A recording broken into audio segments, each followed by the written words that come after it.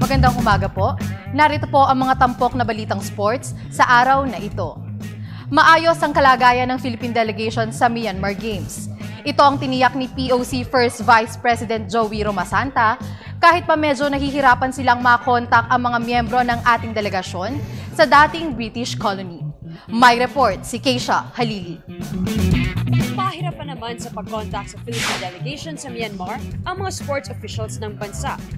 Ayon kay Philippine Olympic Committee First Vice President Joey Romasanta, katakatakang walang roaming signal sa Myanmar ang mga telecommunications provider dito sa bansa. Smart at Globe, ewan ko bakit wala eh. Nag-iintay nga ako ng tawag sa kami. Wala pa. Pinagbiliin ako na nga yung mga malis nila, patabi, tumawag lang dito. Okay, so obligadong bumili ng local SIM? Local SIM, oh yes. So local SIM yung ginagamit sila eh. Hindi ko naman tatawagan ko, di makakonect. Gayunpaman, tiniyak ni Romasanta ang maayos na pamamalagi ng ating mga atleta sa dating British colony. Lalo pat nasolusyonan na umano nila ang mga dating problema sa Athletes Village. Sa katunayan, nagdala ang Team Philippines ng sariling chef, tulad ng kanilang ginawa sa Thailand SEA Games noong 2007. Yes, actually yung papakain, we already tried that out in Korat, Thailand. Nagsama tayo ng kusinero din. We're going to replicate that and hopefully be able to binigyan tayo ng sarili nating dining area at saka kitchen. Baka hindi sanay sa maahang kasi yung mga bata eh. Hindi naman lahat maano sa maahang. So para hindi naman sila magbiglang magbago ng panlasa. Pero Pilipino po din.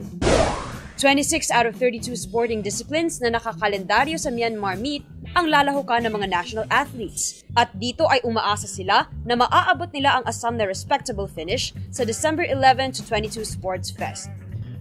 Para sa Good Morning Boss, Keisha Halili, PTV Sports. Sa boxing, masasabing hindi gaanong tinangkilik ng mga fans sa pay-per-view ang pinakahuling laban ni Manny Pacquiao.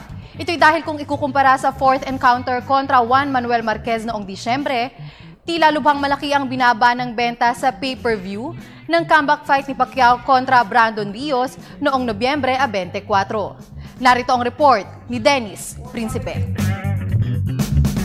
Hindi tumabon sa takiga ang laban ni Manny Pacquiao at Brandon Rios na ginanap sa Macau noong Nobyembre.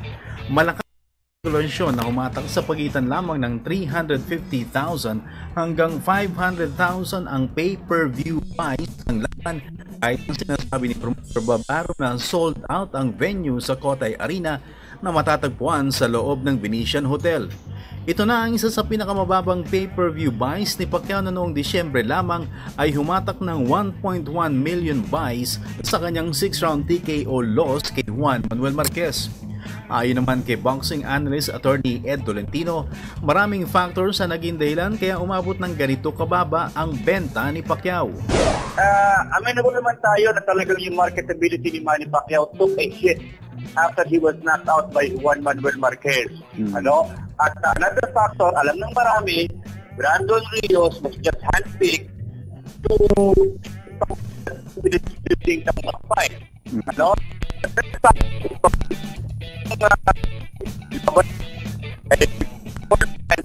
Outside the United States, dinala ni Bob Arum sa Macau, which is an untested market in terms of pay-per-view. Sa ngayon ay nakatuon ang pansin ng kampo ni Pacquiao sa petsang April 12 bilang 2014 debut ng Filipino boxing sensation. Kabilang sa mga napipisil na kalaban ni Pacquiao na posibleng Vegas ay sina Marquez, former tormentor Timothy Bradley at Russian champion Ruslan Provodnikov. Well, marketing-wise, Bob Arum will take another gamble, Dennis, sa labang ito. Dahil hindi pa naman established Bosco. Kapag kasi, hindi ko kita. Yung unang laban nila in terms of pay-per-view attraction. And Bradley has made efforts to really show that he can fight. Kasi, di ba, nakapagrambulan siya kay Provodnikov.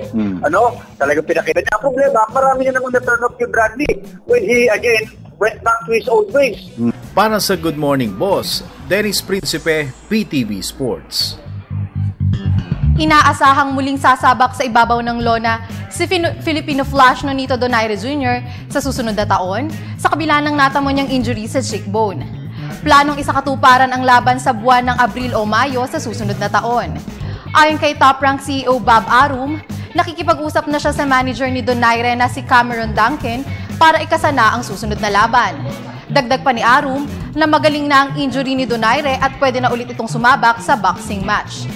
Isa sa pinagpipilian ni Arum na muli ni Donaire ay ang dating nakatalo sa kanya na si Guillermo Rigundo. At yan po ang mga tampok na balitang sports ngayong umaga. Ako po si Hazel Anselubon para sa Good Morning Boss.